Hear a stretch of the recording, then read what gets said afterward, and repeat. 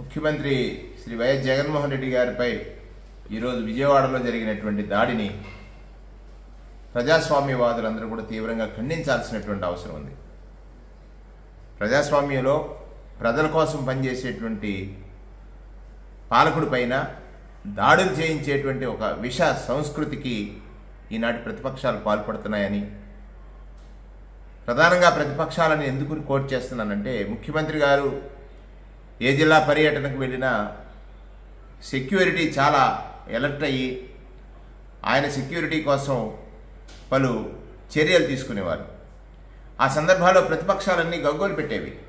పరదాల ముఖ్యమంత్రి అని, ముఖ్యమంత్రి గారు వస్తుంటే షాపులు మోస్తున్నారని, ఇటువంటి పలు ఆరోపణలు చేసినటువంటి ప్రతిపక్షాలు ఈరోజు ప్రజాబాహుల్యంలో ప్రజలకు అభివాదం చేస్తున్నటువంటి ముఖ్యమంత్రి గారిపైన రాడిదాడి అంటే అది క్యాటర్పిల్లర్తో జరిగిందా, దేనిది ఇన్వెస్టిగేట్ చేయాల్సిన అవసరం ఉందా అనుమానం ఉంది.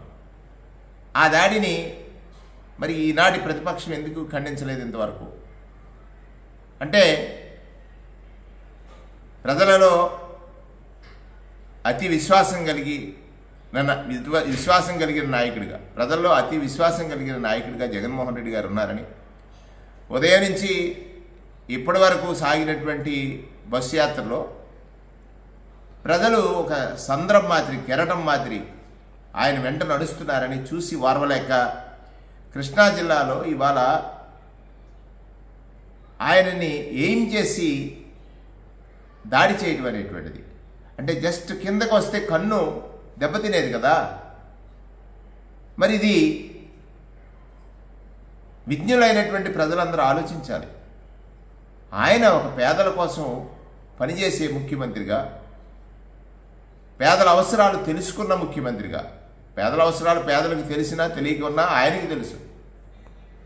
ఇవాళ ప్రజల్లోకి వచ్చినప్పుడు ప్రజలు తండోపతండాలుగా ఆయన వెంట నడుస్తుంటే చూసి వారవలేని కుట్రపూరిత రాజకీయాలకు తెరదీసినటువంటి ప్రతిపక్షాలు ఈ విషయాన్ని ప్రజలు గమనించాలి.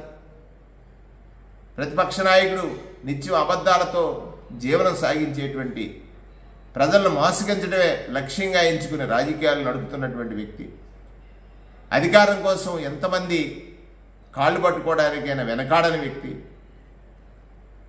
దిగజారుడు రాజకీయాలకి వేదికైనటువంటి వ్యక్తి ఈ రాష్ట్రంలో ప్రతిపక్షంలో ఉన్నాడు.